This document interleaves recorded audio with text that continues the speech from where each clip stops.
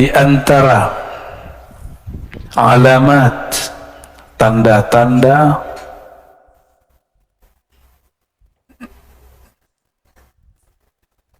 alamat ini artinya tanda-tanda, ya.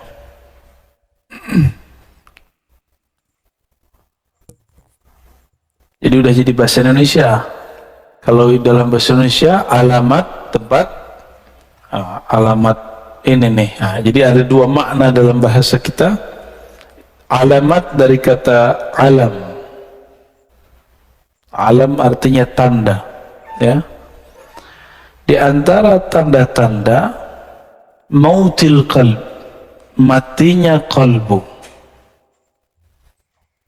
Jadi kalau kita ditanya kapankah kita mengetahui kalbu ini mati, kalbu sudah mulai ada indikasi dia bakal mati, jawaban beliau ada dua. Yang pertama, adamul huzni, tidak ada huzn. Masih ingat nama kitab La Tahzan? Nih, huzn, kata bendanya huzn. Tidak ada rasa sedih ala ma fataka minal muwafaqat, terhadap taat yang engkau luput mengerjakannya. Ala ma fataka, terhadap yang telah luput darimu minal muwafaqat, daripada ketaatan, ya. Muwafaqat artinya ketaatan. Kita nggak tahajud atau nggak sempet witir, tapi nggak ada perasaan sedih, bukan putus asa, sedih, ya. Berarti kolbunya ada indikasi mati, mati separuh lah, ya, mati seperempat lah. Ini mulai hati-hati. Apalagi yang disebut muwafaqat. Tahajud itu taatnya badan, taat nafsiyah namanya. Muwafaqat, ya, ada yang di badan, ada yang di akal.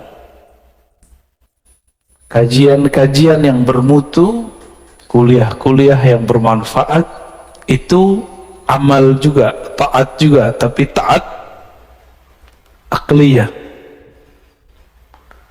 Kita tidak mengikuti kajian-kajian bermutu, kuliah-kuliah yang bermanfaat, dan tidak merasa menyesal, nggak merasa sedih, berarti akalnya mati, gitu, ya.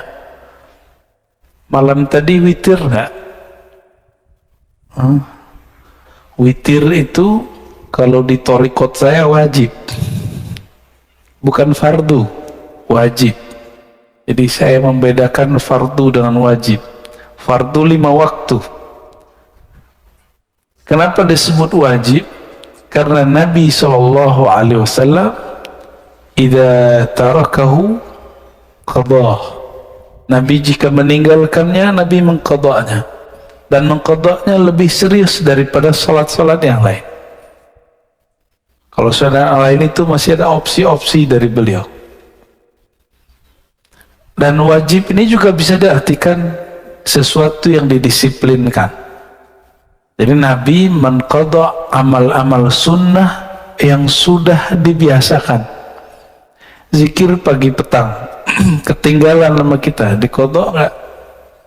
Nah, zikir pagi petang ini sebenarnya ada tipsnya kalau kita lagi sibuk. Zikir pagi petang itu yang inti adalah subhanallah, alhamdulillah, la ilaha illallah, Allahu akbar, la haula wala quwata illa billah, salawat 100, semuanya 100. Antum lagi sibuk 10-10, sibuk juga, yaudah satu napas deh baca 7 kali, ya. Subhanallah, alhamdulillah, la ilaha illallah. Yang penting ada zikirnya, pagi sore, pagi sore, pagi sore. Tapi kita sesibuk apa sih? Hah? Kayaknya punya kesibukan apa gitu? Adakah sesuatu yang lebih menyibukkan dari Allah Subhanahu wa ta'ala. Apakah ada sesuatu yang lebih besar daripada Allah Subhanahu wa ta'ala? Saya capek, saya nggak sempat witir. Ya salah, ya. Bisa capek-capek untuk dunia tapi tidak mau berlelah payah untuk akhirat. Wajar kalau nanti di akhirat jadi miskin, karena di dunia tidak mau kerja keras untuk akhirat. Orang yang malas-malas waktu mudanya, tuanya gimana? Ya kismin, susah nanti, menyusahkan orang dia nanti. Orang-orang yang tidak belajar di masa mudanya, tuanya dia juga nyusahin orang alim. Tapi orang alim ini senang disusahin, ya. Seperti orang tua senang kalau anaknya manja, selama dia masih sanggup. Tapi apakah itu berlanjut terus? Maka wajar Al-Quran itu nggak bicara ibtaghi minad dunya, ibtaghi dunya, enggak, cari dunia, enggak ada ayatnya. Yang ada cuma ibtaghi fima ataqallahu daral akhirah. Yang kamu cari akhirat, yang kamu berlelah bersusah payah itu akhirat. Maka temukanlah akhirat kita di dalam pekerjaan. Saya sering menyebutkan, Bapak Ibu, temukan akhirat di dalamnya. Ada akhirat di dalam kerja kita. Tahmu di dunia, jangan kamu lupa nasib. Nasib bahasa Arab artinya jatah. Al-Quran cuma mengatakan jangan lupa, bukan berarti 50-50. Ini banyak juga ustadz nih nggak ngerti bahasa Arab, coba-coba nafsir. Ini dalil 50% akhirat, 50% dunia. Itu mentafsir dengan hawa nafsu. Dalam Al-Quran, siapa yang mentafsir birra'yihi falitabawwa maq'adahu minan nar, yang mentafsir sesuai dengan ra'yunya, hawa nafsunya, maka siap-siap tempat duduknya dari neraka, ya, dari api. Hawa nafsu itu bisa hawa nafsu diri, hawa nafsu kelompok. Ini hati-hati nih. Ini hari tanggal berapa? Ini banyak juga orang lagi rame nih, ya. Saya sudah jelaskan di banyak kesempatan dan saya nggak mau ngulang di sini, ya. Dan nanti jangan ditanyain ya Pak Mirwan, ya.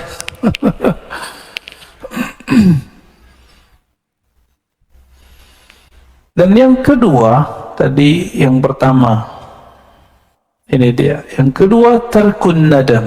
Tidak ada meninggalkan nadam. An-nadam artinya penyesalan. Ala ma fa'altahu min wujudiz zallat. Terhadap yang engkau lakukan dari zallat. Seperti zallat, ketergelinciran dalam dosa. Ada perasaan nyesal nggak dengan masa lalu? Kalau ada, berarti kolbunya masih sehat, ya. Semua kita punya masa lalu, gak usah disebut-sebut ke orang, gak usah diceritain ke siapa saja, cukup kisahkan itu kepada Allah. Yani ketika Nabi SAW mengatakan an-nadamu taubah, menyesal itu tobat. Jadi ruh dari tobat itu ada penyesalan. Ini bedanya dengan istighfar. Istighfar itu cuma minta dihapus. Tapi kalau taubah ada rasa menyesal. Jadi kayak kolbu kita remuk gitu rasanya. Kalau ingat, kolbu yang keras langsung menjadi pecah.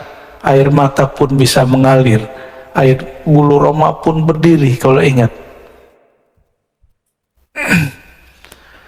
Oleh karena itu, dalam latihan zikir kami, biasanya sebelum zikir kita cek kolbu itu pakai taubat. Jadi ntar diajak yang hadir zikir itu, ayo kita istighfar. Jika kolbunya tersentuh oleh istighfar, berarti kolbunya masih sehat. Kalau enggak, berarti ada masalah. Istighfar ini juga harus spesifik. Jangan doa doang yang spesifik. Ini kan beberapa ustadz mengajarkan jamaah doa yang spesifik. Oke, sebelum kamu doa yang spesifik, istighfar juga spesifik. Jadi sebutkan kepada Allah, ya Allah, saya punya dosa ini. Dalam hati kita ngomong. Nah, itu yang disebut ngaku, menyesal. Ya. Dan saya yakin yang hadir, termasuk saya yang berbicara ini, tidak ada yang dijamin dari maksiat. Dulu, sekarang, nanti. Kita nggak tahu ya. Oleh karena itu, buang-buang jauh rasa diri ini suci. Berarti kalau begini, orang-orang yang merasa sok suci, itu kolbunya mati, walaupun zahirnya taat. Orang yang merasa sok suci. Siapa lagi? Orang yang merasa paling benar. Orang yang merasa paling benar tidak akan pernah menyesali perbuatannya. Benar gak? Nah, ini sisi lain. Kalau tadi dosa zahir, sekarang dosa intelektual, dosa spiritual. Salah satu dosa spiritual, indikator kolbunya mati, dia tidak pernah menyesali pemikirannya, tidak pernah insaf, tidak pernah mundur merevisi kata-katanya. Seorang Rasulullah masih merevisi kata-katanya, apalagi cuma seorang ustadz, apalagi seorang pimpinan rumah tangga kah, suami istri. Kita harus membuang ego itu. Jangan sok perfeksionis mengatakan saya kalau begini ya begini. Itu namanya keras hati, bukan pendirian. Kalau jelas salah, katakan salah. Oh, berarti saya salah.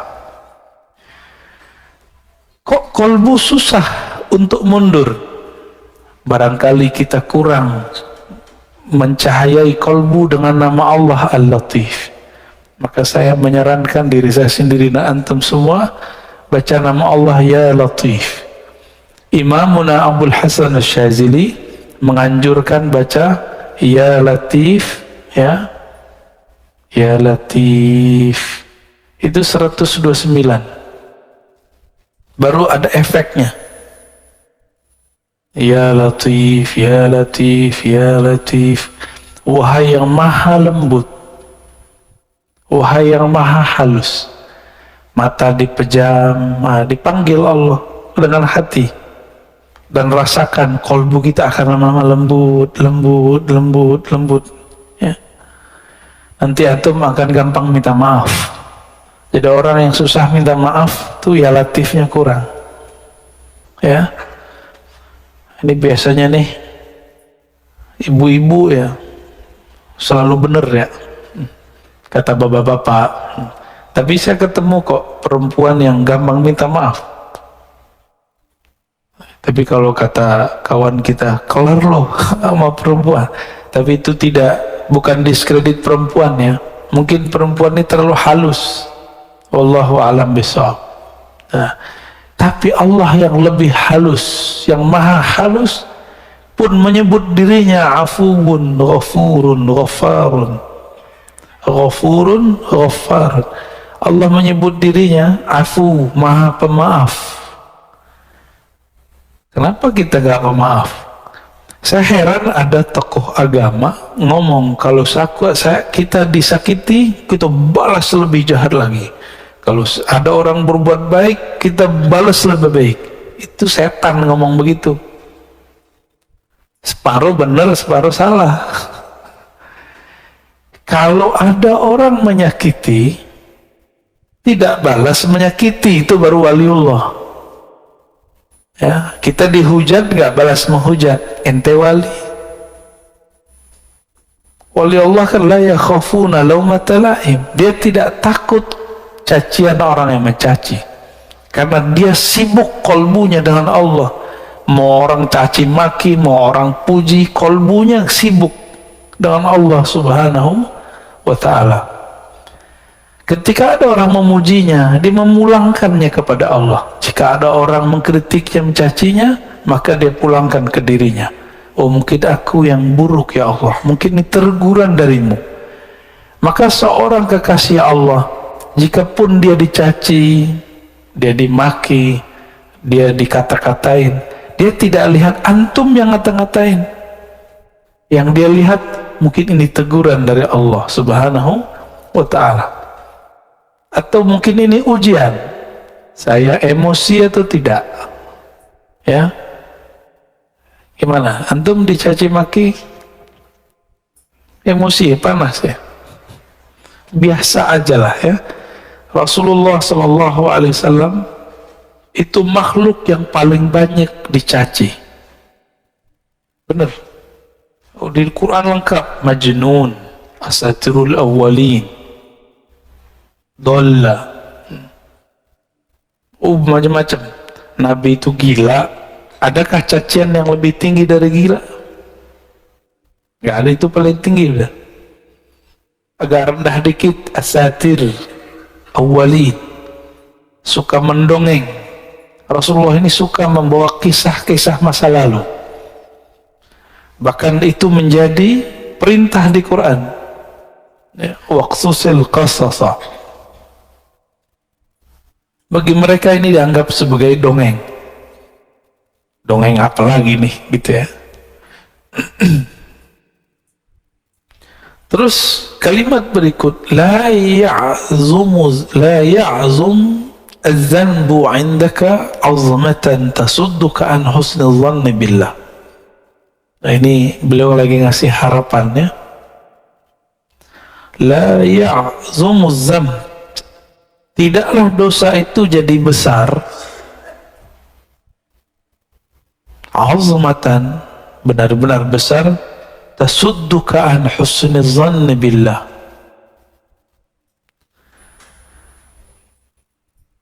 jika engkau menghadapkannya dengan husnuzan kepada Allah Subhanahu wa ta'ala. Fa inna man arafa rabbahu istasghara fi janbi karamihi zanbah. Orang-orang yang kenal Allah, maka di sisi Allah dosanya jadi kecil. Ini ilustrasinya gini. Kalau kita punya cucu, punya anak, punya saudara, punya teman, nyenggol di jalan atau jatuhin gelas di rumah, dia tamu kita, tamu teman lama atau anak sendiri, jatuh gelas, digambar nggak? Minta ganti nggak? Anak sendiri atau teman dekat, tamu. Tapi kalau bapak lagi masuk ke resto, ibu lagi masuk ke resto, mecahin gelas, ganti nggak? Karena nggak kenal transaksinya. Saya beli, ya saya bayar, saya jual gitu. Nggak kenal. Coba kalau kenal, digratisin nggak? Gratisin. Beberapa kali kita makan di mana digratisin. Pos membayar, udah ada yang bayarin pak. Ternyata sohibnya, ya ternyata sohibnya di samping kita, kita nggak kenal, tapi dia kenal sama teman-teman saya, nggak jadi bayar. Enak, tapi jadi nggak enakan. Mau datang lagi, wah nggak bayar nih. Jika kita kenal seseorang, dia berbuat salah, kita maafkan. Jika kita hubungannya, kita penjual, dia pembeli, kita gratiskan. Kalau antum kenal Allah, surga Allah nggak jual, Allah kasih. Tapi orang yang tidak kenal Allah, dia memikirkan, dia membayangkan bahwa dia sedang beli surga. Ya, antum mau beli surga dengan salat subuh tadi yang nggak khusyuk itu, ya, dengan zikir-zikir yang kacau balau itu, dengan tahajud yang tidak disiplin mau beli surga? Yakin? Dengan sedekah yang terbersih ingin ditambahkan 70 kali 700, sholawat pengen beli mobil, yang kayak gitu mau beli surga. Ngaca dulu kita ya. Kita ini selalu berpikir kepada Allah itu transaksional. Betul, Allah itu kadang-kadang berbicara kepada hamba dengan cara transaksi. Hal adullukum ala tijaratin tunjikum min adzabin alim. Tapi ini bukan tijarah bisnis antara makhluk dengan makhluk. Ini kita dengan Khalik. Maka kata tijarah di situ jangan diartikan bisnis, jangan diartikan transaksi. Saya beli surgamu ya Allah dengan sholat. Ngaca dulu. Kita bisa tahajud karena Allah yang membangunkan. Bener nggak? Bener? Atau antum bangun sendiri?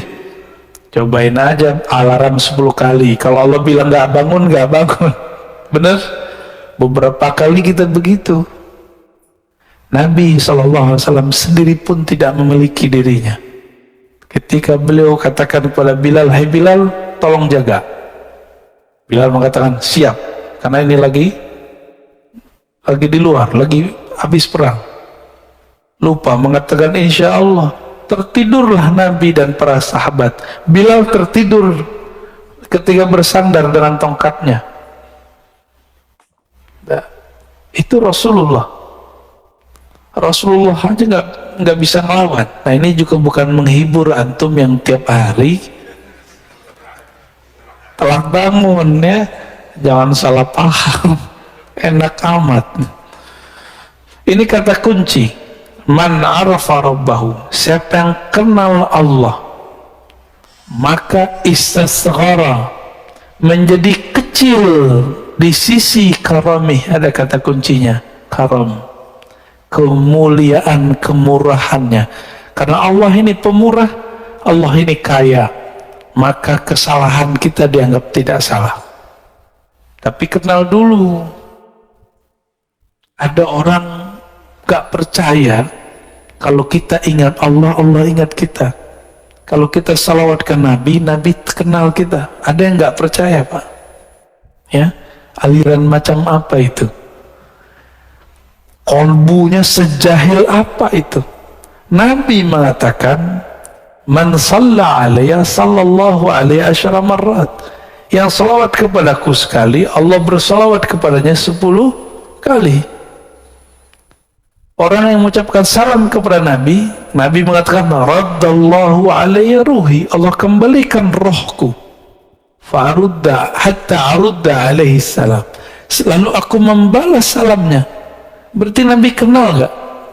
Nabi kenal. Dalam hadis yang sahih riwayat Imam Bukhari, ya, bahwa Nabi SAW mengatakan, "Inna a'mal ummati uridat alayya." Atau uridat alayya a'mal ummati, amal umatku ditunjukkan kepadaku. Nabi kenal sama kita.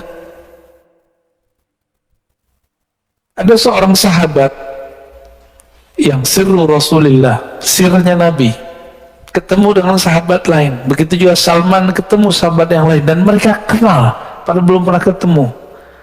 Apa kata sahabatnya? "Arafa ruhi ruhak." Rohku kenal rohmu. Jadi sahabat-sahabat udah bicara ilmu roh dulu. Kita yang udah telat ya.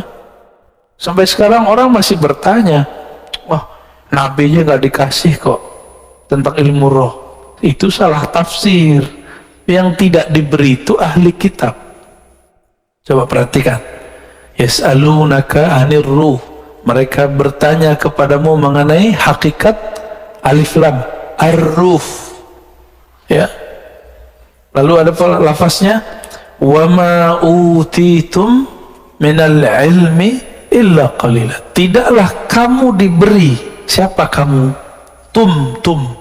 Antum. Antum itu yang nanya tadi siapa? Ahli kitab Yahudi. tidaklah kamu wahai Yahudi diberikan ilmu ini kecuali sedikit. Maka sampai hari ini Yahudi pasti mencari orang yang bisa mengurai ilmu ruh. Jika ketemu bukan bagian dari mereka, bunuh, musuhi, serang. Begitu.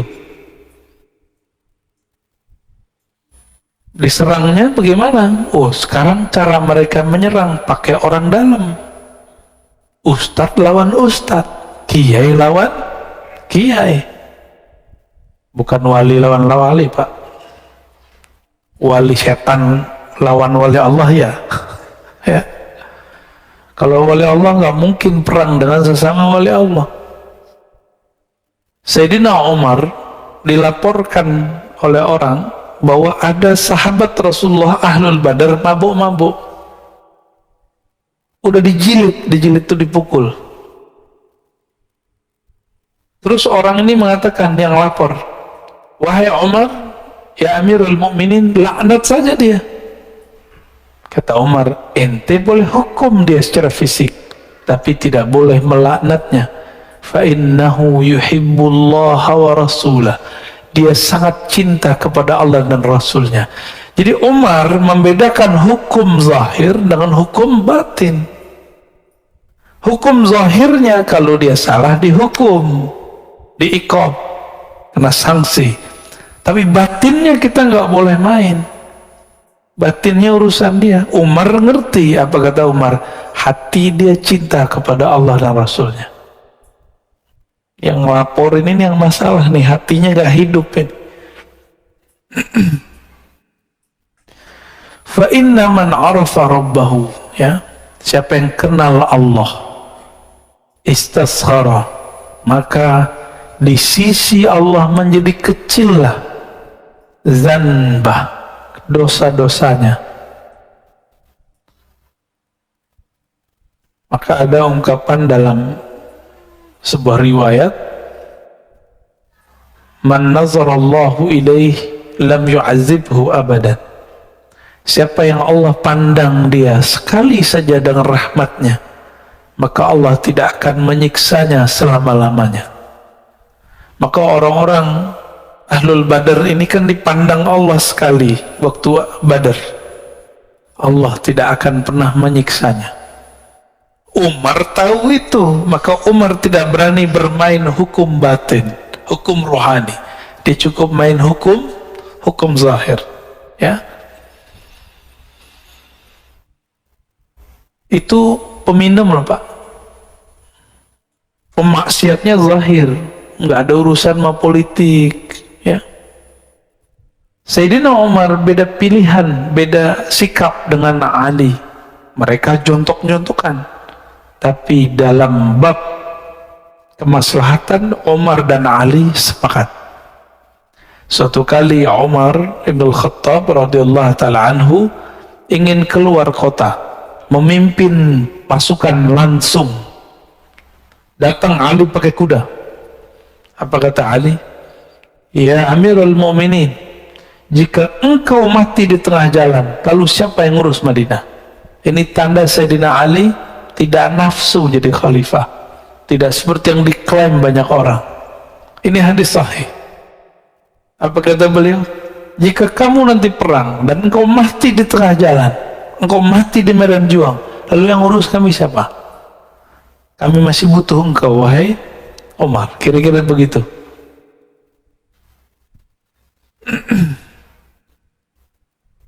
Jadi orang beda politik, tapi untuk maslahat bisa sama.